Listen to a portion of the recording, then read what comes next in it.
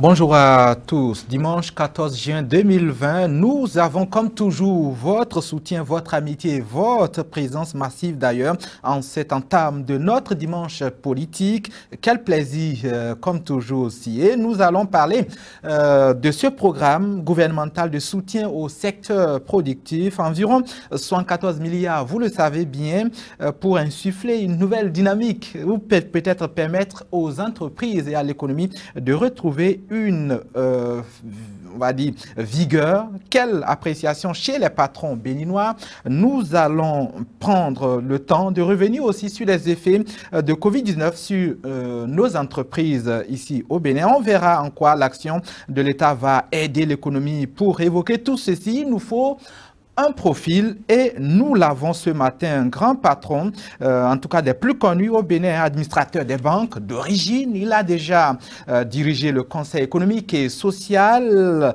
dont il est encore membre depuis le début de la mandature en cours.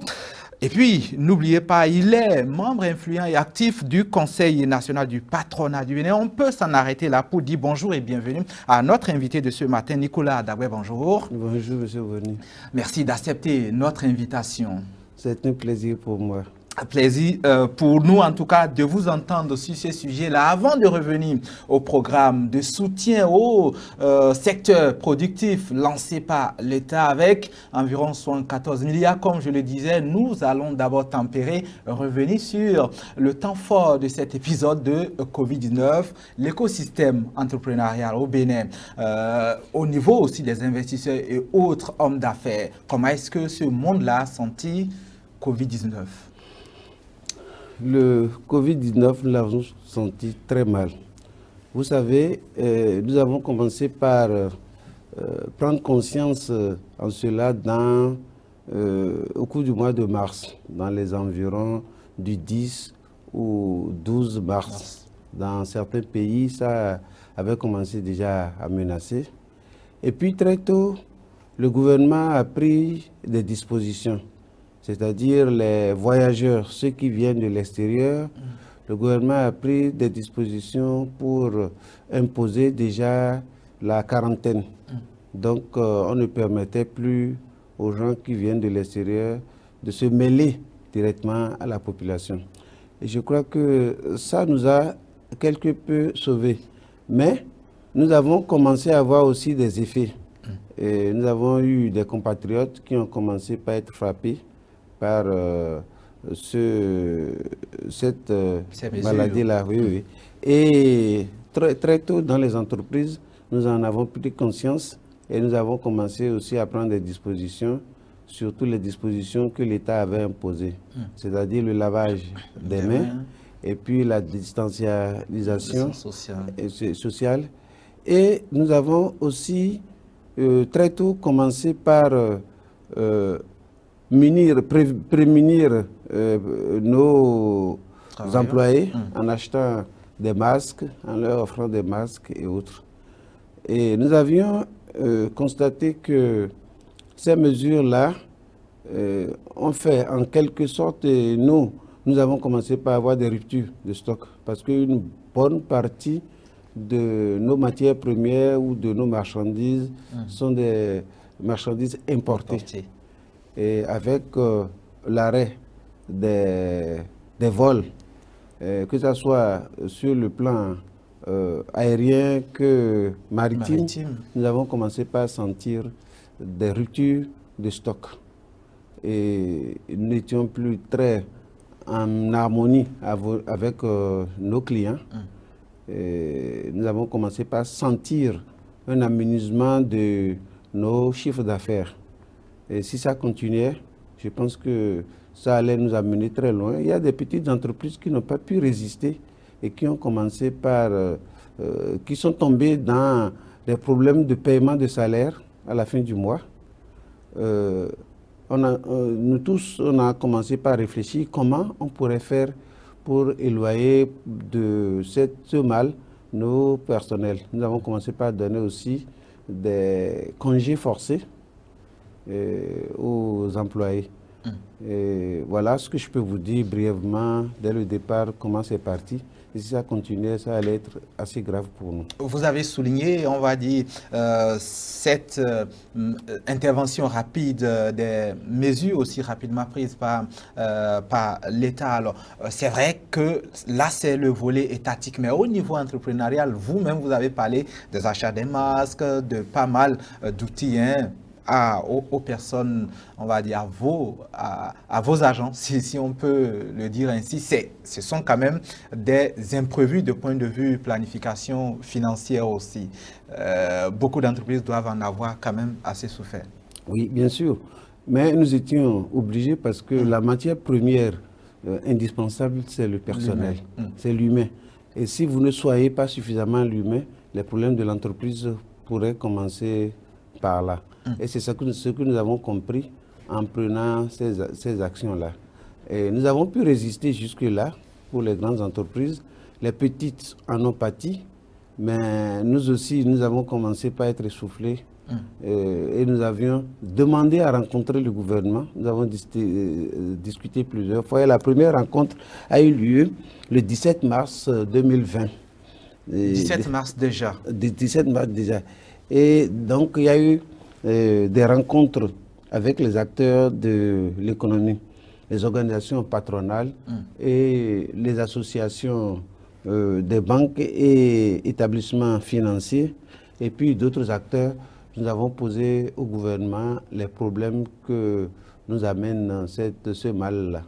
C'est vrai que vous avez parlé effectivement des petites entreprises qui déjà ont commencé ou déjà ont des problèmes de paiement, hein. J'entends bien évidemment que vous avez mis tout ça sur la table. En gros, quand vous évaluez les problèmes en réalité que vous avez mis sur la table face au gouvernement, c'était quoi? Comment est-ce que vous estimez ça, la gravité en réalité de ces effets de Covid sur les entreprises de façon générale? Nous avions discuté non seulement avec le gouvernement, mais nous avons fait un mémorandum. Un mémorandum, toutes les organisations, hein, il y a le Conseil national du patronat, il y a les organisations, certaines organisations syndicales, et puis il y a l'association des banques et établissements financiers. Nous avons fait un mémorandum au gouvernement et nous avons estimé à peu près les dégâts que cela pourrait créer si l'État était trop loin et ne venait pas à nos secours. Et je crois que ça, les dirigeants nous ont écoutés, ils nous ont suffisamment écoutés. Et le 17 mai, un certain nombre de 2020, un certain nombre de mesures d'atténuation et d'assouplissement au profit des entreprises ont été prises. Le 17 mai. Le 17 mai. Il s'agissait de l'autorisation de circulation des véhicules de transport en commun. Vous savez, avec les mesures qui avaient été prises, les véhicules de transport en commun ne pouvaient plus circuler comme cela se doit. Et il s'agit aussi de la réouverture des bars, parce que les bars et autres débits de boissons étaient fermés. Donc, avec les négociations, les premières mesures que le gouvernement avait prises, sont ces mesures-là. Elles ont été prises le 27 mai 2020. Ensuite, le 10 juin, le gouvernement a pris d'importantes mesures pour relancer l'économie. Je pense que c'est principalement ces mesures-là qui vous intéressent, qui nous intéressent. Tout à fait, mais bien évidemment qu'il faut quand même dire aux gens la gravité de ce pourquoi l'État quand même ose décaisser beaucoup de fonds. C'est vrai que dans le mémorandum, vous avez dit qu'il y a eu une évaluation sommaire, bien évidemment, mais vous avez dit ce que ça aurait pu causer comme dégâts si l'État était très loin en termes de milliards. Est-ce qu'on peut avoir une indication, ne serait-ce qu'approximative? Nous n'avons pas fait d'évaluation en termes de financiers, mais nous avons montré à travers le mémorandum les dégâts que cela pourrait constituer. Nous avions dit que les entreprises, une bonne partie des entreprises risquent d'aller en faillite et que du point de vue de la croissance, il y aura une baisse fondamentale au niveau de la croissance économique, et puis notre produit intérieur brut allait sentir, allait avoir un coup. Et nous avons démontré à l'État comment le processus pourrait aller progressivement. Et je crois qu'ils en ont pris conscience. Et à travers les mesures du 10 juin, nous avons compris que l'État a vraiment pris conscience des problèmes que nous avions posés. Alors, on va arriver à ces mesures-là, mais avant elles, bien évidemment, à la fin du mois de mai, en ce début de mois de juin, avant les mesures prises, vous qui êtes administrateur des banques, des finances, avant d'être patron d'entreprise, comment est-ce que vous notez l'économie béninoise au rouge? Il y avait à s'inquiéter? Il y avait à s'inquiéter parce que la croissance économique qu'on avait projetée dans les environs de 6%, il y avait des prévisions qui faisaient que ça allait baisser en moins de quelques mois à 3%. Donc ça veut dire que de la moitié. Ça veut dire que toutes les structures et toutes les institutions qui contribuent à cette évolution-là ont commencé par connaître des problèmes. Et je crois que l'État a vite fait de venir au secours des institutions, des entreprises pour que nous puissions arrêter, que les dégâts puissent être arrêtés. Alors, sans l'État, l'indicateur tel que vous le relevez, est-ce que les entreprises, la dynamique ou le dynamisme de l'économie suffisait pour remonter la pente sans une intervention de l'État? Non.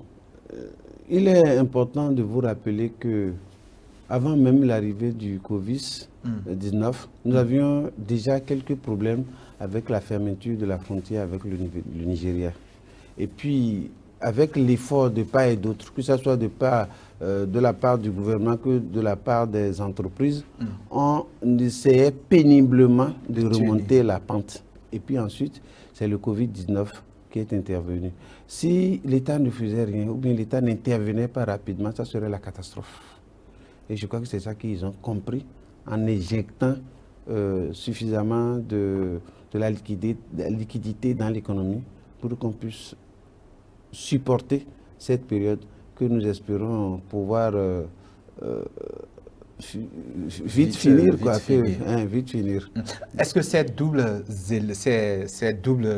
éléments, les questions de frontières, Covid-19, on va dire, sont trop forts, ces éléments-là, ou carrément c'est l'écosystème des entreprises et de l'économie même béninoise qui est, on va dire, fragile? Non, vous savez, depuis 4 ans, l'économie, avec les différentes réformes que l'État a entreprises, l'économie béninoise avait commencé à prendre de l'élan. Et puis, il y a des records que nous avons atteints. Et le Bénin était devenu le premier producteur du coton. Tout à fait. Et c'est ainsi que les finances ont été aussi améliorées. Et il y a un certain nombre d'indicateurs qui font que l'économie béninoise a repris. Mais avec le Covid-19, tout a été remis en cause. Ça a été remis en cause. Donc, il fallait faire quelque chose pour éviter cette dérive-là. Alors, il fallait faire quelque chose. L'État a décidé de prendre cette mesure-là qui, quand même, globalement, s'évalue à 74 milliards et plus de millions. Hein. Finalement, c'est vrai que la somme, elle est conséquente quand on l'évoque comme ça. Mais pour vous, qui êtes quand même un fin connaisseur de comment est-ce que ces choses se gèrent, est-ce que c'est suffisant? Je pense que par rapport à ce que nous avons demandé dans notre mémorandum, je pense que beaucoup d'efforts ont été faits. Nous ne dirons pas que c'est suffisant, mais il y a eu un effort réel que l'État béninois a fait pour relancer l'appareil économique. Et je crois que ces efforts-là vont se faire sentir. Le problème qui reste, c'est la mise en œuvre. cette mise en œuvre, si elle est faite correctement, nous aurons les effets positifs de cet effort qui a été fait par le gouvernement. Donc le problème de mise en œuvre, ça se pose et je crois que l'État saura saura influer et là aussi de dynamisme. Nous avons des propositions à faire dans ce sens.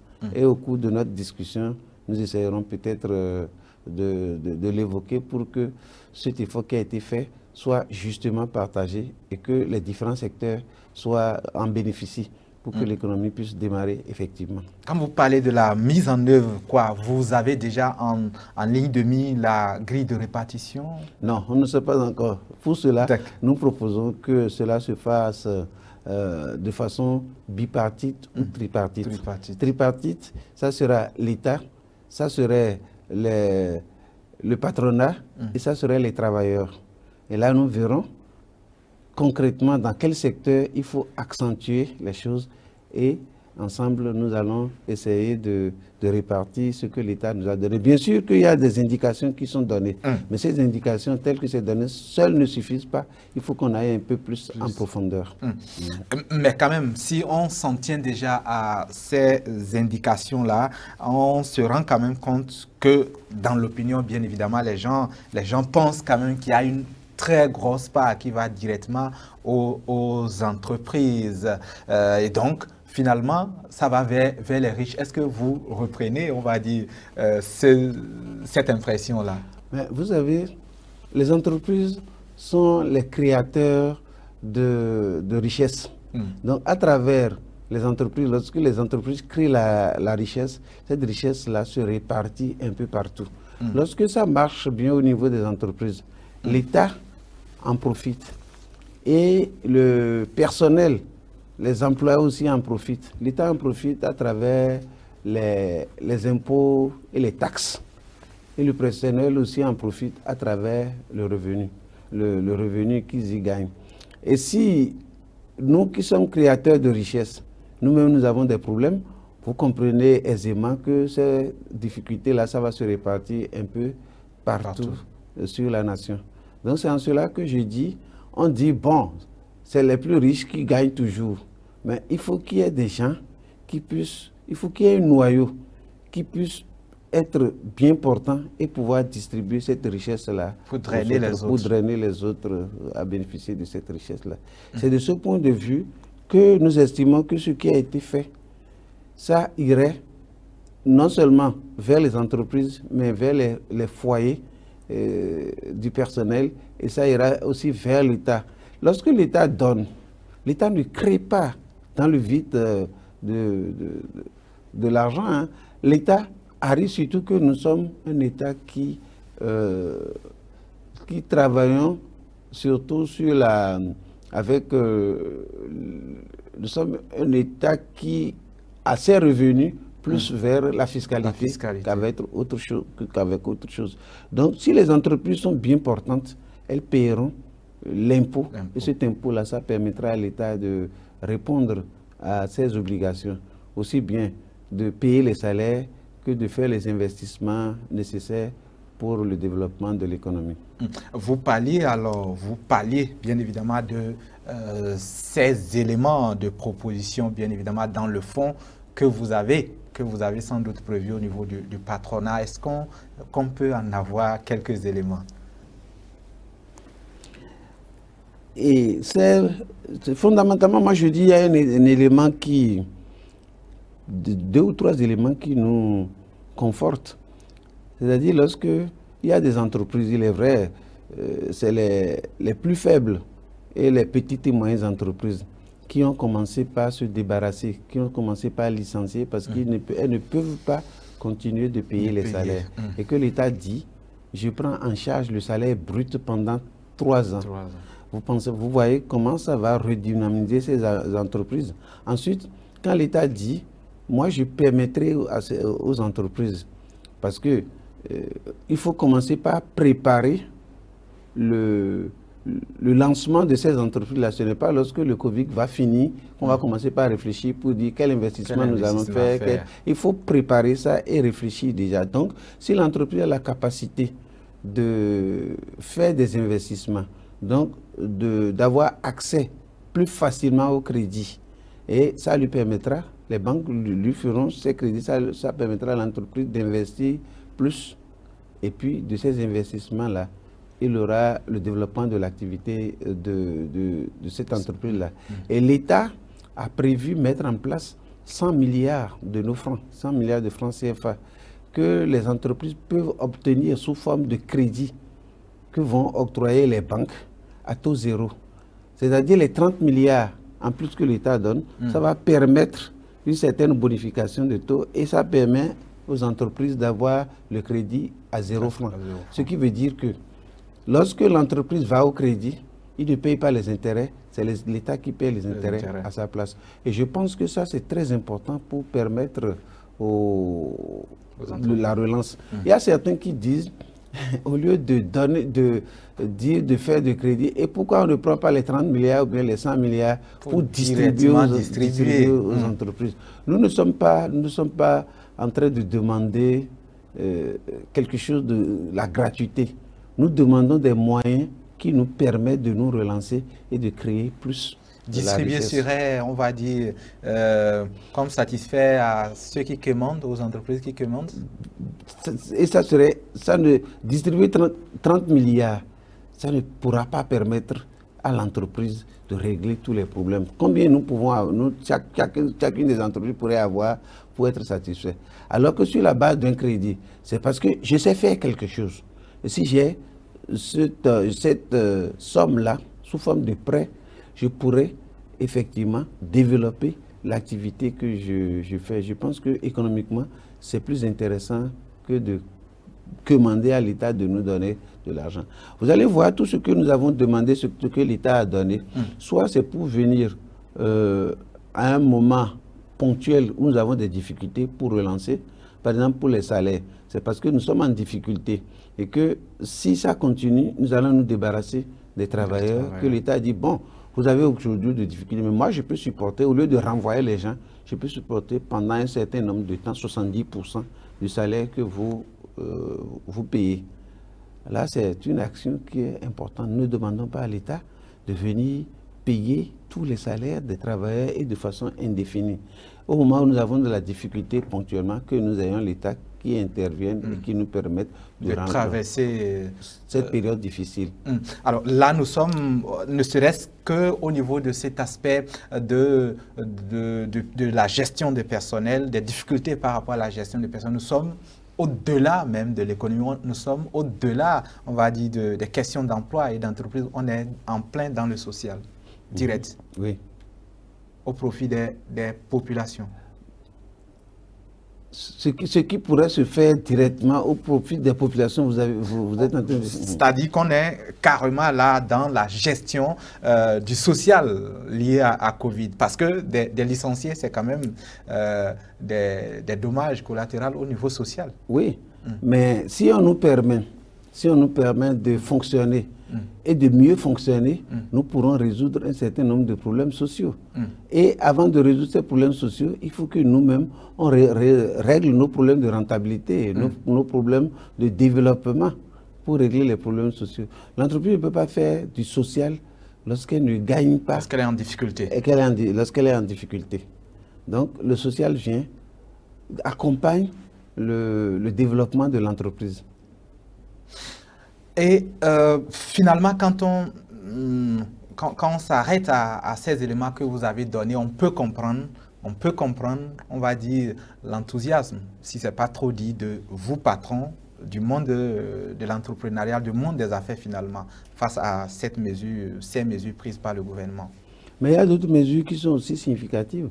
Par exemple, les agences de voyage, les hôtels et autres, et les structures de touristiques qui, à cause du Covid, ne reçoivent plus de personnes qui puissent développer leur chiffre d'affaires. L'État dit, moi je mène un certain nombre d'actions en votre direction. Et ça vous permettra de, petit à petit, avec le déconfinement, ça vous permettra de développer cette activité-là. Parce qu'une entreprise qui ne travaille pas pendant des mois pour redémarrer, ça va être très, très difficile. Vous vous imaginez les bars, les buvettes, les restaurants qui ont fermé pendant tout ce temps-là. Ils ont des vivres, les restaurants ont des vivres.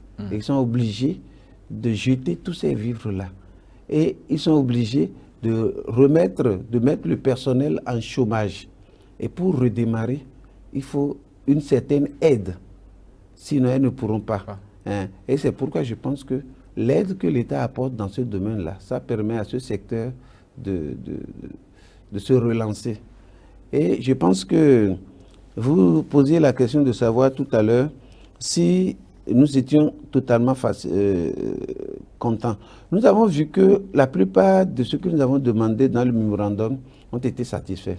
Mais on souhaiterait que ces mesures-là soient étendues à d'autres secteurs d'activité. Par exemple, au lieu de s'en tenir seulement aux hôtels, aux bars et aux agents de voyage, il y a d'autres secteurs aussi qui souffrent de ces actions-là. L'État peut les faire, les répéter dans ces secteurs d'activité-là. Quel secteur, par exemple? Il y a, par exemple, les entreprises qui sont dans l'informel, qui n'ont pas été recensées parce qu'ils n'avaient pas compris la nécessité du recensement.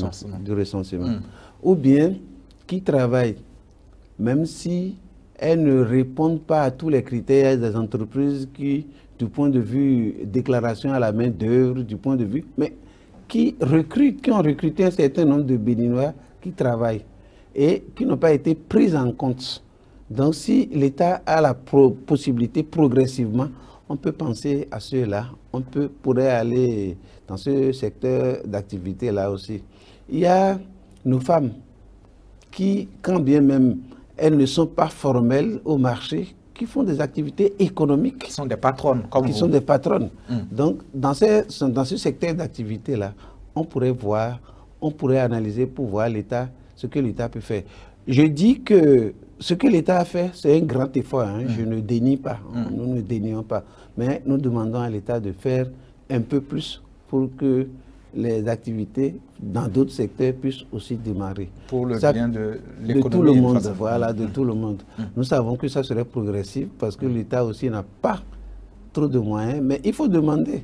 Il faut demander et au fur et à mesure que la possibilité s'offre, on pense à ceux-là aussi. Si mes lectures ne me trompent pas, je dois avoir vu quand même la relance du recensement des artisans et autres de l'informel, comme vous le dites. Je pense que ça doit être en ligne, sauf une fois encore, sauf si mes lectures alors ne me trompent pas.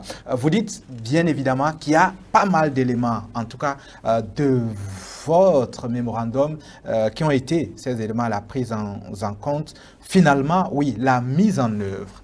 Dans la mise en œuvre, quelle clé va permettre, on va dire, une viabilité à succès des entreprises et de tous ceux qui ont été ciblés par ces mesures?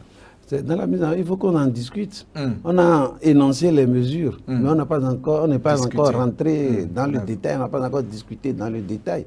Donc c'est pourquoi nous avons souhaité que l'État, le patronat et les travailleurs, on s'asseye et qu'ensemble on voit comment nous pouvons répartir ces différents fonds qui ont été alloués par l'État et voir si ces secteurs-là, est-ce qu'on ne peut pas étendre un peu dans d'autres secteurs. Je vais vous donner un exemple, peut-être on n'y pense pas. Vous savez, il y a des entreprises de fêtes, des salles de fêtes et autres. Mais quand vous regardez dans les mesures, il y a des compatriotes qui ont construit beaucoup de salles de fêtes que les gens affectionnent beaucoup. Les week-ends, lorsqu'on a un problème, on veut aller faire une manifestation et autres, mais toutes ces salles-là sont fermées. Dans quelle catégorie on va les classer par rapport aux mesures qui sont prises?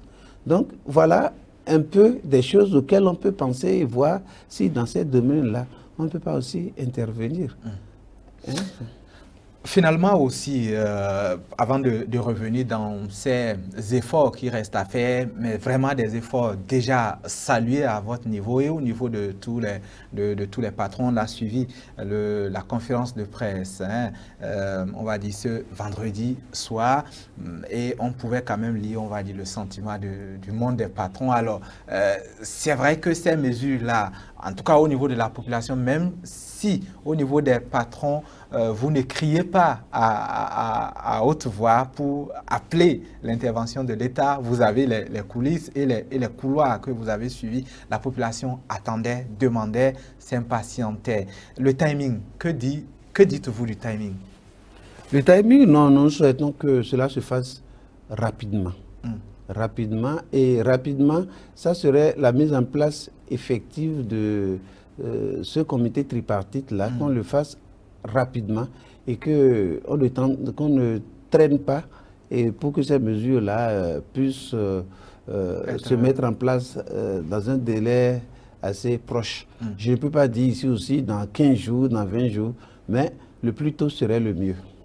Alors, avant d'exécuter ce qui reste à faire comme tâche, déjà, ce temps-là, si vous voulez, 10 juin, avant d'annoncer, alors que la crise a commencé autour de mars, est-ce que c'est un timing que vous appréciez? Le gouvernement a dit que c'est le temps de voir clair dedans, de recenser notamment. Est-ce que vous appréciez le timing? Vous savez, quand un événement arrive, il faut faire le plus urgent. Et je crois le plus urgent, le gouvernement l'a fait. Supposez un instant qu'on ne réfléchisse pas tout de suite à comment combattre le mal, prendre des dispositions pour que ça ne se répartisse pas comme cela s'est fait dans d'autres pays où vous entendez des milliers de morts par jour. Si l'État ne prend pas les dispositions avant de faire face à l'économie, nous serons en train de parler d'autres choses. On aurait eu beaucoup plus de morts. Et je pense que c'est ce temps-là que l'État a pris. Et l'État a pris le temps aussi de discuter avec les différents acteurs. Je vous ai dit que l'État nous a rencontrés depuis le mois de mars. Ensuite, en avril, nous avons fait un mémorandum. Et je crois que c'est tout ça là qui a permis à l'État d'abord d'attaquer le mal de façon frontale et protéger la population.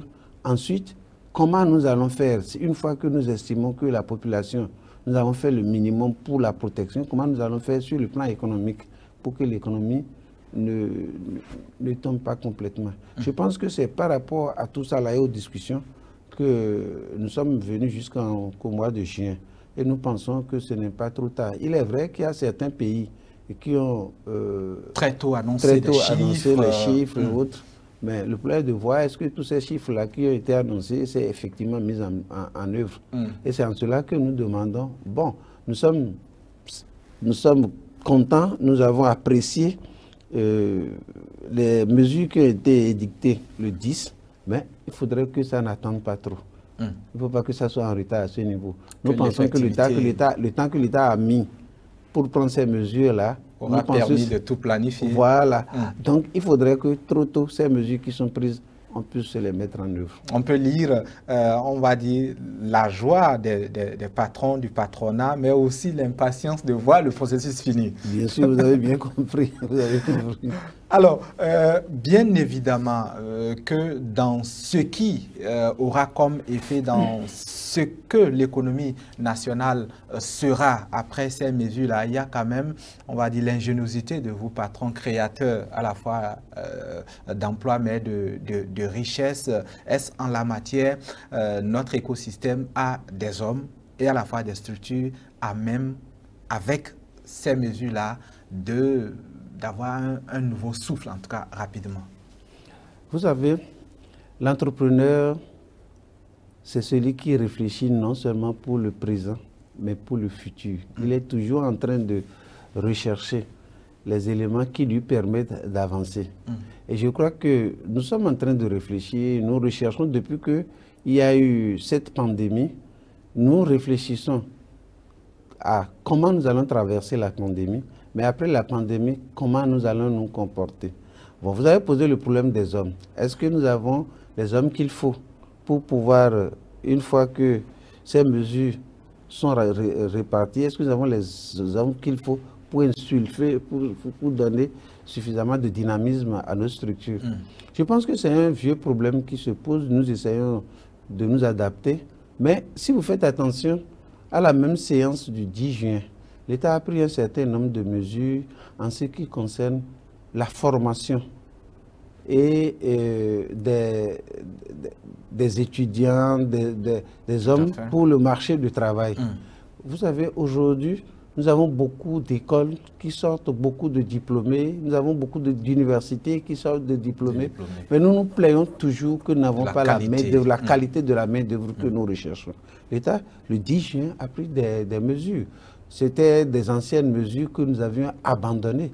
Mais le gouvernement du président Talon est revenu sur ces mesures-là qui consistent, par exemple, pour les entreprises, de pouvoir prendre en stage des étudiants qui sont sortis de l'université ou bien des élèves qui sont sortis des écoles techniques pendant 20 mois.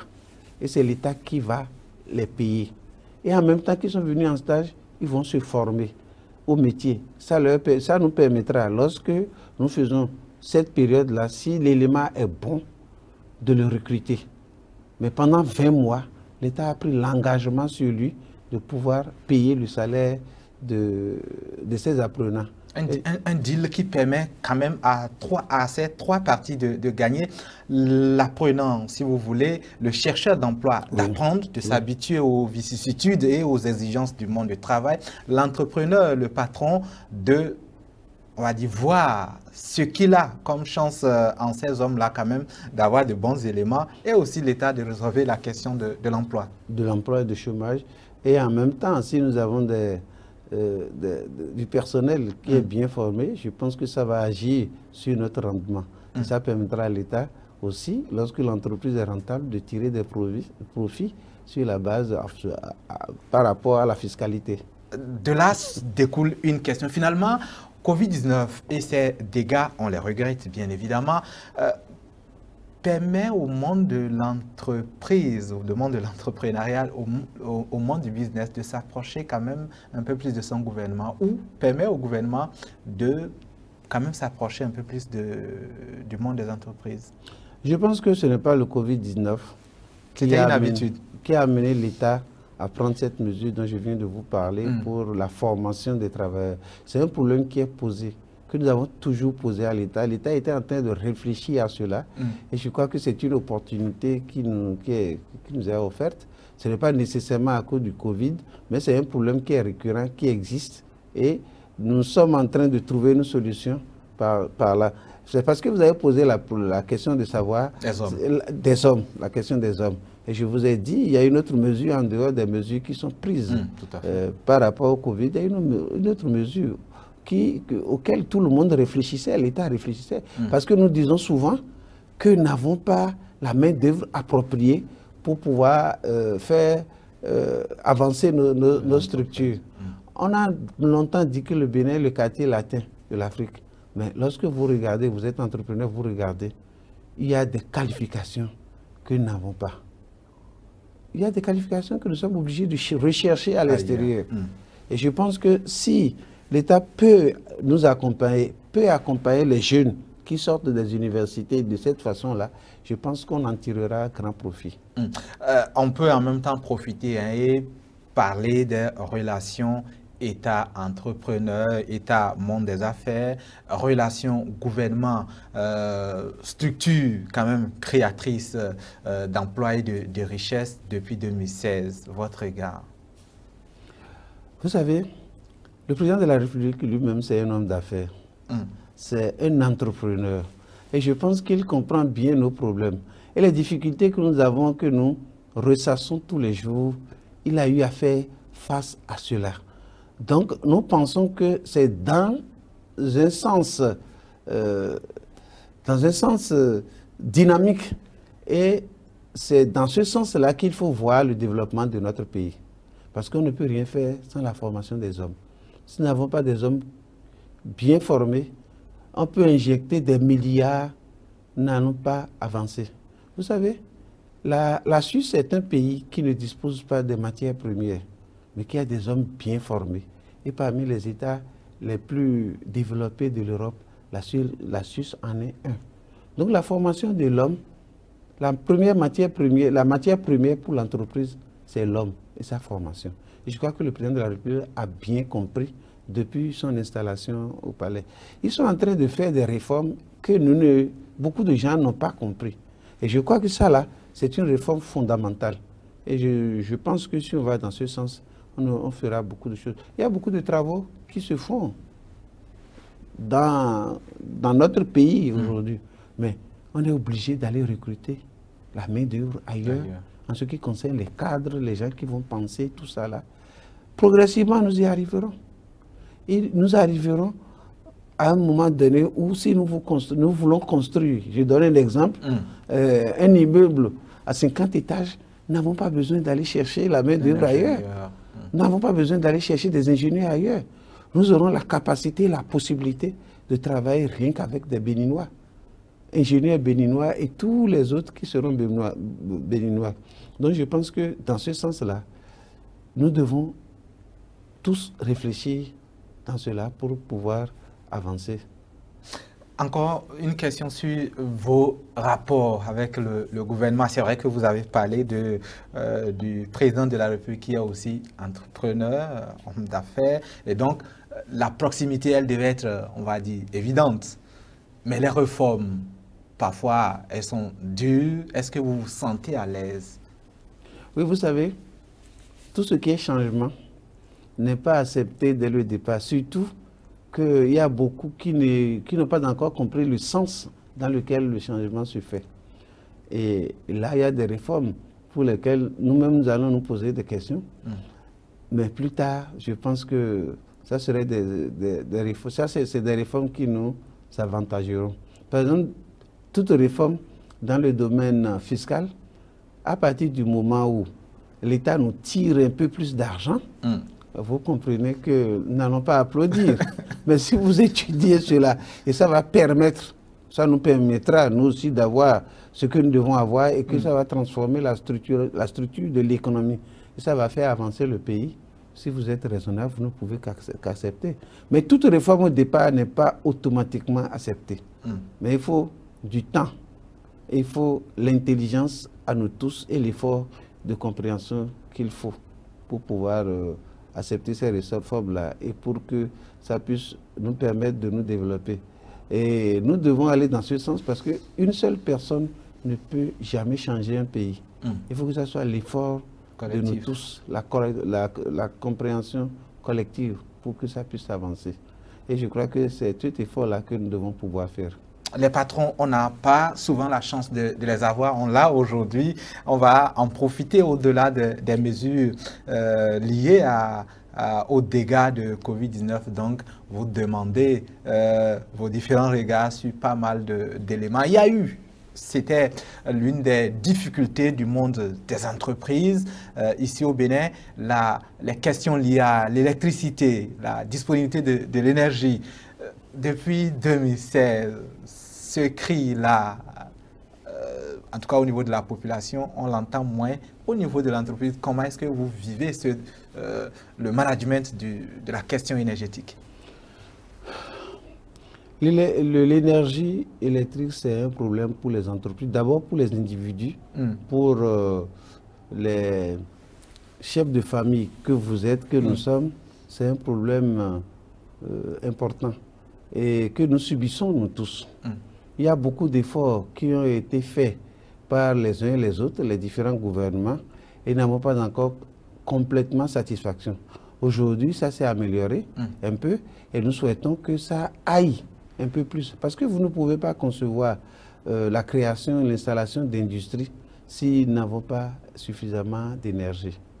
Et l'énergie, c'est un point capital pour le développement de tous les pays. Maintenant, le gouvernement est en train d'exploiter toutes les possibilités, que ce soit thermique, que ce soit par l'eau, que ce soit autrement. Le gouvernement est en train de réfléchir dans tous les sens pour que ça puisse permettre une industrialisation. On a senti une amélioration, Et nous souhaitons que cette amélioration-là puisse continuer. Évidemment, quand on parle d'amélioration, on parle de surcoût aussi. Vous ne pouvez pas en même temps avoir l'amélioration sans que cela sans débourser un peu plus. Donc vous comprenez au niveau du surcoût? Est-ce que c'est facile de comprendre? On veut avoir tout à la fois. On veut avoir une bonne qualité d'électricité, mais à moindre coût. Mais nous n'en sommes pas encore là. L'essentiel, ce que nous souhaitons, que le surplus de coûts qui va intervenir, que ça puisse être supportable par nous tous. Il ne faudrait pas que moi, qui est dans mon entreprise, si j'ai l'habitude de payer 2 millions d'électricité par mois, il ne faudrait pas que j'en arrive à payer 5 millions, même s'il y a une amélioration. Nous avons connu tellement de problèmes qu'à un moment donné, chaque société est obligée d'installer des groupes. Mais l'installation de groupes aussi, ça coûte excessivement cher. Oui, il y a un surcoût. Aujourd'hui, ces groupes-là, nous les utilisons de moins en moins. Donc, il y a un effort qui est fait dans ce sens-là. Et nous souhaitons que cet effort-là continue. Aussi bien pour les sources d'approvisionnement que la gestion des structures qui sont chargées de nous donner de l'énergie. Parce qu'il y a aussi un problème à ce niveau-là. Lorsque vous avez une entreprise qui fabrique ou qui produit quelque chose et que la gouvernance est mal faite, si la société est mal gérée, ça va. Même s'il y a une bonne volonté de celui qui met les moyens. Il y a un surcoût. Et je crois que cet effort-là, ça doit être aussi fait un peu partout, que ce soit les entreprises, que ce soit les travailleurs et autres. Cet effort-là doit être fait pour que nous puissions disposer de l'énergie, beaucoup d'énergie de qualité et à moindre coût. Bien évidemment que vous avez déjà parlé du Nigeria, ce qu'on pourrait appeler un épisode très difficile pour tout le monde, surtout aussi pour le monde des affaires. Et puis, il y a eu Covid-19. 2 éléments quand même en moins d'1 an, parce que Nigeria, c'est autour de août 2019, et puis début de l'année Covid-19. Ça veut dire 10 mois.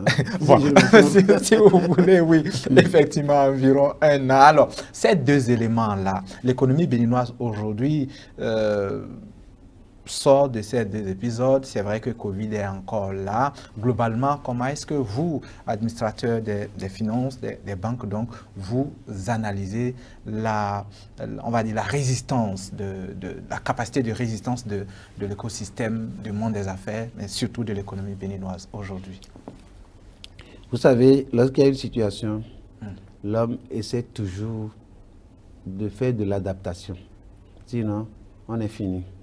Personne ne savait que nous allons pouvoir résister après la fermeture des frontières avec le Nigeria.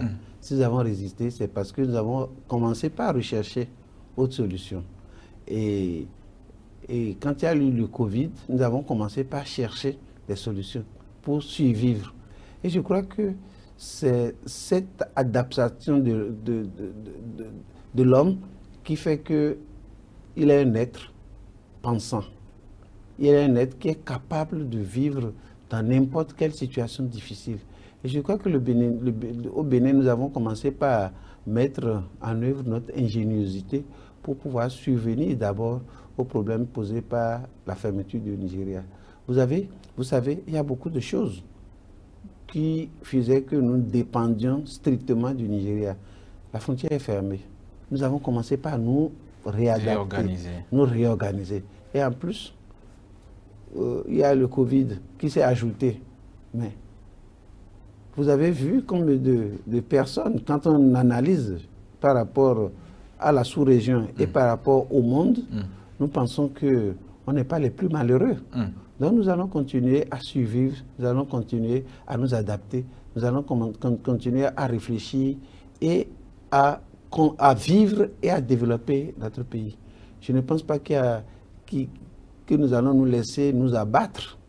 Nous allons continuer la réflexion. Et les entreprises aussi essayent de réfléchir pour voir comment elles vont développer leurs activités par rapport à notre marché et pouvoir survivre dans cette double crise-là.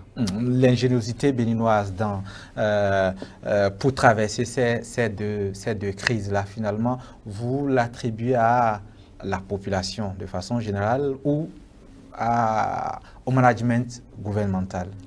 Les deux. Moi, j'attribue personnellement aux deux. Qui prend la grosse part? Parce que je vous ai dit, quelle que soit la volonté d'un homme ou bien d'une équipe, lorsque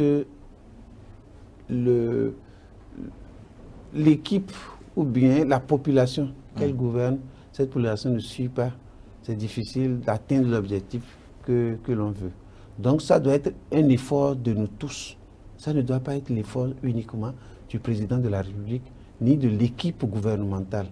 Nous devons... Parce que vous voyez, s'il y a une mesure qui est une mesure juste pour toute une population, et nous nous entêtons à ne pas rentrer dans les réformes qui sont faites, vous pensez que ces réformes-là vont réussir?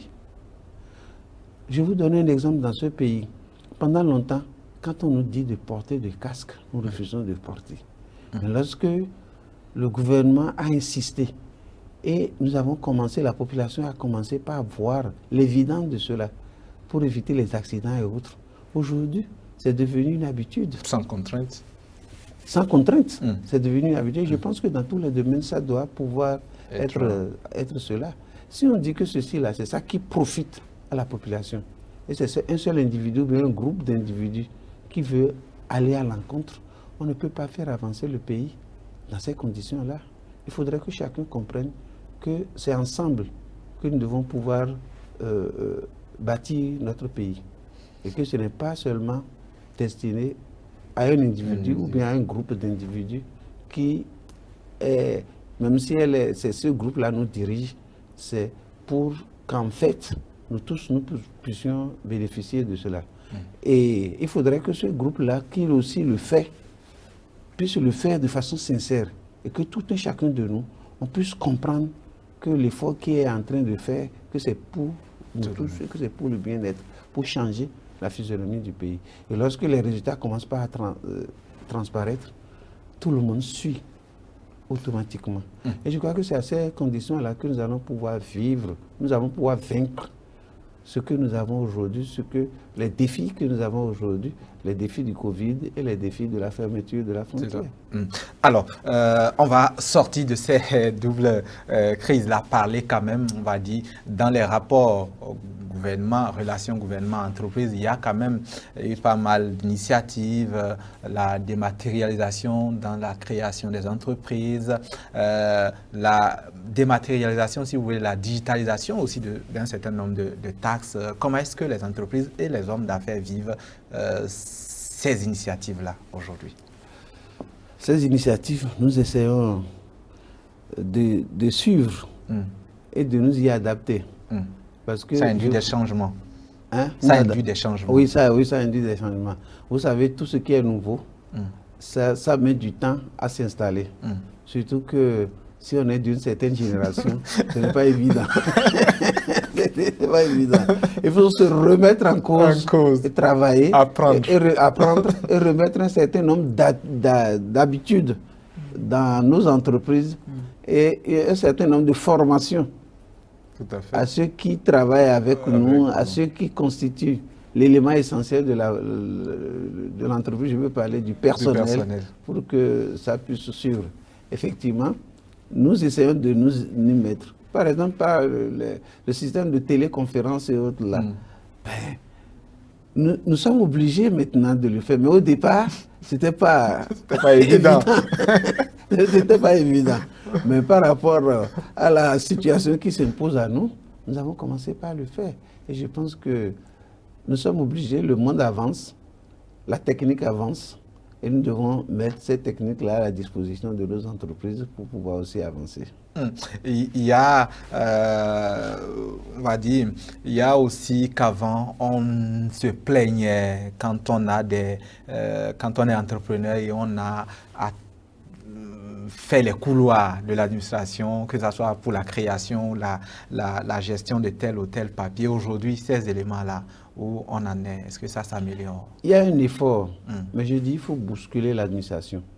Encore, continuez pas à bousculer. Oui, il faut bousculer parce que les hommes, c'est difficile à les changer. Mais il faudrait que chacun comprenne que nous devons changer. Parce que si même les réformes sont là, et n'arrivons pas à bousculer l'administration, nous continuerons par les mauvaises habitudes, les anciennes habitudes. Et ça ne concourt pas au changement, au développement de l'entreprise.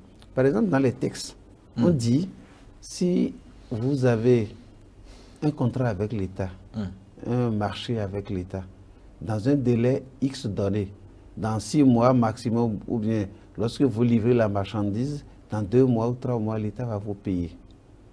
C'est ce qui est envisagé dans les textes et dans les réformes. Mais aujourd'hui, si on ne bouscule pas, mais vous allez mettre 6 mois, 1 an, 2 ans. Dépasser les délais réglementaires. Dépasser les délais réglementaires. Et ça, c'est un effort que nous devons faire tous. Et je vous ai dit que si on est habitué à quelque chose, le changement, c'est difficile. Mais c'est progressivement. Il faut que chacun de nous comprenne que ça a vraiment changé et que nous devons aller de l'avant. Et que lorsque ce que vous devez faire à une entreprise, vous mettez du temps à le faire, les marchés que vous devez pouvoir payer dans un délai donné, vous mettez du temps, vous tuez à petit coup l'entreprise. Parce que dans le même temps, dans le temps où on doit le payer, on doit payer l'entreprise dans un délai de 6 mois, vous mettez 1 an, mais c'est des intérêts inutiles que l'entreprise paie à la banque. Donc l'effort que l'entreprise a eu à faire pour fournir cette marchandise, c'est annulé par les tracasseries, par les intérêts qu'il doit pouvoir payer aux banques et autres. Et puis la marge qu'il a, la marge s'amenuise ou bien disparaît complètement. Mais celui qui est dans l'administration ne vit pas ce problème-là. Nous devons nous former, nous devons être en mesure de faire effectivement ce que les textes nous enseignent, ce que les textes nous apprennent et comprendre, chercher à comprendre ce que cela veut dire. Et le chef d'entreprise, ce n'est pas quelqu'un qui s'enrichit exagérément. Nous avons une marge pour faire le travail, nous avons des employés à payer, nous avons un certain nombre de charges à vivre, à payer, mais si ce que l'administration doit faire pour que tout se fasse dans les normes, l'administration ne fait pas, ça déséquilibre tout et ça gêne. Vous êtes là dans une appréciation nuancée, à savoir que la volonté, les réformes, même quand elles sont engagées, il y a une réforme de l'humain lui-même à entamer. Exactement, c'est ce que je veux dire. Mais c'est à un niveau individuel, c'est le plus dur. Oui, mais on est obligé quand vous voyez que c'est un mouvement d'ensemble et que si vous allez contre le mouvement, mais vous disparaissez ou bien on vous laisse de côté. Je pense que ça permettra à chacun de changer. Est-ce qu'il y a quand même des signes que les gens commencent par suivre? Nous espérons que ça va. Pas suffisamment alors. Pour l'instant, il n'y a pas suffisamment. Il y a des signes, mais ce n'est pas encore la mentalité que nous demandons à nos amis, à nos frères de l'administration, à l'administration elle-même de se réformer. Je crois que c'est important. C'est très important pour chacun de nous. Nous avons une organisation qui est différente du choix que nous avons fait. Nous avons choisi un développement par la voie capitaliste. Mais il y a un certain nombre de contraintes que nous devons pouvoir respecter. Nous ne pouvons pas culturellement rester stagnants et vouloir suivre un développement tel que le choix que nous avons fait dans le développement économique. Si vous voulez, nos habitudes ne sont pas en accord avec notre choix du libéralisme. Parfois. Parfois. Nous stagnons alors que le libéralisme demande un certain dynamisme, si vous voulez. Un certain dynamisme et un certain état d'esprit. Ça passe forcément par l'éducation. Par l'éducation. L'éducation de base, par l'éducation dans la société, par l'exemple que chacun va donner. De ce point de vue, s'il y a des gens qui sont qui transparaissent et qui sont un peu en avance, il ne faut pas moyen de félicitations ou bien des choses là, à montrer aux autres que ceci, c'est des valeurs qu'on peut suivre. C'est ceci, c'est l'exemple que nous devons pouvoir suivre. Et pour pouvoir mettre en lumière alors ceux qui sont en accord avec les exigences comportementales. Les exigences comportementales. Je pense que c'est nécessaire. Je pense que c'est et changer un peu notre esprit. Notre esprit de... Si tu es en train de réussir, pourquoi vous? Pourquoi ce n'est pas moi qui viendrai vous remplacer pour prendre? Depuis quand lui, il est né? Voilà, pour nous faire... Bon, bref, je crois que ce n'est pas un mal unique pour le Bénin, mais c'est un mal pour général. Je ne sais pas, pour un certain nombre de régions. Je n'oserais pas dire de race, mais il faudrait qu'on change ces mesures-là. Si le choix que nous avons fait d'avancer, c'est ce choix-là. Si nous voulons nous développer en disant que nous allons rester tranquilles à la maison sans rien faire, mais tout va tomber du ciel, bon, ça serait un autre choix. C'est un autre choix à opérer. À opérer. Le développement par la prière et le repos. Voilà, par la prière et le repos, c'est un autre choix à opérer. Mais le choix que nous avons fait, nous devons tous œuvrer. Ce n'est pas un homme, ce n'est pas un groupe d'hommes que nous allons laisser pour venir et nous faire avancer. Nous, on ne fera aucun effort. Au contraire, on peut aller contrairement aux indications générales qui sont données. Non. Ça ne peut pas faire avancer un pays. Une question alors, parce que finalement, oui, le poisson pourrit pas la tête. Est-ce qu'au sommet de l'État aujourd'hui, les gens sont en accord avec ce choix du libéralisme? Dans leur comportement, dans leurs efforts, dans les initiatives, est-ce qu'ils sont en accord? C'est ça qu'ils essaient d'impulser. Il faudrait que nous tous, nous puissions suivre ce mouvement-là. Oui, ce mouvement-là. Il faut que nous puissions suivre ce mouvement-là.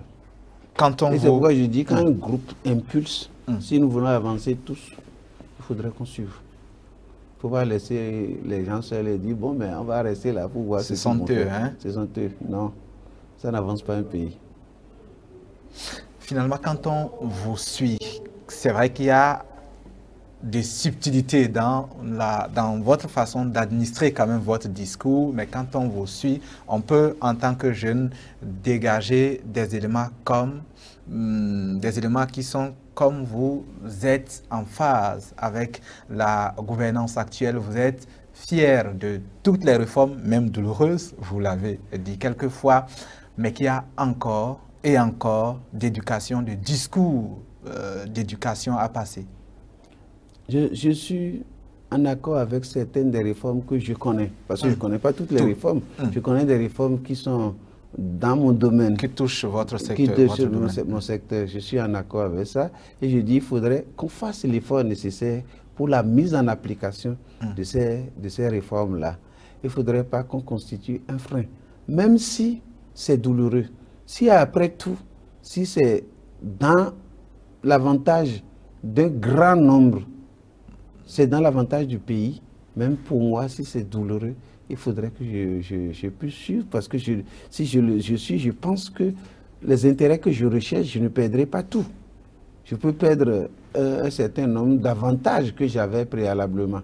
Mais moi, mon seul avantage, si autour de moi, j'ai un certain avantage et tout le monde souffre, quelle satisfaction j'aurai? C'est lorsque tout le monde a un minimum que j'aurai un certain nombre de satisfactions.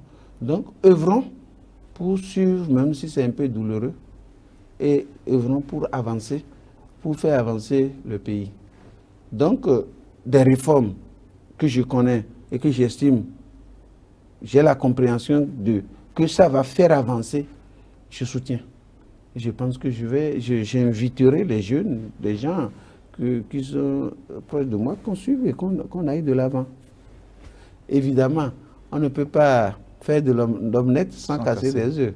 Bon, supportons un peu.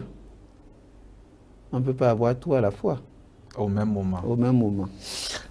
Alors, on va demander... Je ne sais pas si je réponds à votre préoccupation. Oui, en tout cas, oui. On va quand même vous demander de nous aider à conclure, à résumer tout ça. D'abord, à commencer par les mesures. Votre conclusion à ce niveau.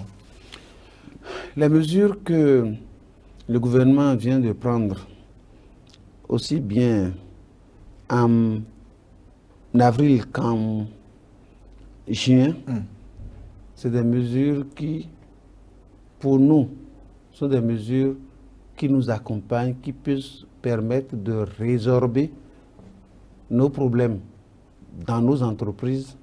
Mais nous estimons que ces mesures-là doivent être complétées, complétées par d'autres secteurs dans lesquels nous devons pouvoir les étendre, complétées par la mise en place d'une structure qui doit pouvoir suivre et effectivement répartir pour que tout le monde en profite. Il ne faut pas que ça soit seulement quelques-uns. Et c'est en cela que j'ai souhaité et que nous souhaitons au niveau du patronat qu'il y ait un comité tripartite composé du personnel d'entreprise, c'est-à-dire du patronat, du gouvernement et des travailleurs, pour qu'on puisse répartir, pour qu'on puisse drainer ce que le gouvernement nous a offert, le chemin dans lequel le gouvernement nous a mis. Il faut qu'on puisse en profiter pour le bien-être de nos entreprises, donc pour le bien-être de notre pays. Alors maintenant, pour l'ensemble des œuvres, des initiatives, des efforts à la fois structurels de l'État et même au niveau individuel, là encore, vous avez tenu à passer un message. C'est vrai, quand il y a des initiatives, même si c'est douloureux, si ça avantage au grand nombre, il faut fermer les yeux et faire l'effort, dites-vous. Il faut fermer, oui, j'ai dit, il faut fermer les yeux, faire l'effort et aller de l'avant. Si nous faisons et on se rend compte qu'on s'est trompé, on va corriger et on avance. Mais il faut qu'on commence. La jeunesse doit avoir envie quand même d'avoir un message de Nicolas Dagoué. Ce n'est pas n'importe qui et ce n'est pas tous les jours sur les médias. C'est l'occasion. Non, ce que je conseille à la jeunesse, c'est de travailler. De travailler et de ne rien gagner avec facilité, avec minutie, avec méthode et avec la rigueur qu'il faut. Parce qu'aucune richesse ne se conquiert dans la facilité. Un claquement de doigts. Un claquement de doigts. Et c'est en travaillant que dans le temps, on arrive à être stabilisé et avoir ce que l'on veut. Ce n'est pas au premier coup qu'il faut tout avoir. C'est dans le travail. C'est surtout dans le travail. Et tous ceux qui ont une situation dans le monde viable, on dit, ils sont riches, ils sont ceci, c'est parce qu'ils ont travaillé. Vous travaillez et vous êtes sérieux envers vous-même, envers ce que vous faites. Les autres vont vous croire, les autres vous croiront, les banques vous croiront, et d'autres structures vous croiront, et ça permettra qu'on vous accompagne. Soyez courageux, soyez travailleurs et avançons. Je crois que ça va pouvoir permettre à notre pays d'avancer. Il ne faut pas chercher le gain facile. Non, voilà ce que je peux dire à la jeunesse pour le moment. Et c'est dans cet esprit-là qu'on peut gagner sa vie. Merci beaucoup à vous. Il faut le rappeler avant de on va dire, mettre un thème à cet entretien-là, que vous êtes quand même membre du Conseil économique et social, vous êtes un membre influent et actif du Conseil national du patronat du Bénin. À l'origine, vous êtes un administrateur des finances, un banquier si vous voulez, mais vous êtes à la tête de l'une des entreprises de l'État depuis les années 80. Il faut le dire ainsi, c'est un profil qui s'est battu dans le temps et puis vous appelez la jeunesse à en faire autant. La voie de la patience, dites-vous, concourt au succès. Merci beaucoup à vous. Je vous remercie, mais je voudrais dire, je suis à la tête d'une société privée. D'une société privée. C'était une société d'État qui a été privatisée. Je suis à la tête de cette société depuis 30 ans. Depuis 30 ans, pour être plus précis. Merci beaucoup à vous, amis téléspectateurs. Restez des nôtres dimanche. Quand ça démarre, vous le savez bien, c'est long. Après nous, un autre plateau va s'installer, à savoir notamment le consultant qui va venir décrypter l'actualité, mais aussi un deuxième plateau d'entretien. Merci à vous pour cette fidélité dans cette alliance que nous avons, vous et nous, qui nous permet d'entretenir des gens comme Nicolas Adagwe et d'autres faisaient aussi à la fois d'emploi, de développement, mais aussi, si vous voulez, de l'économie. Merci à vous.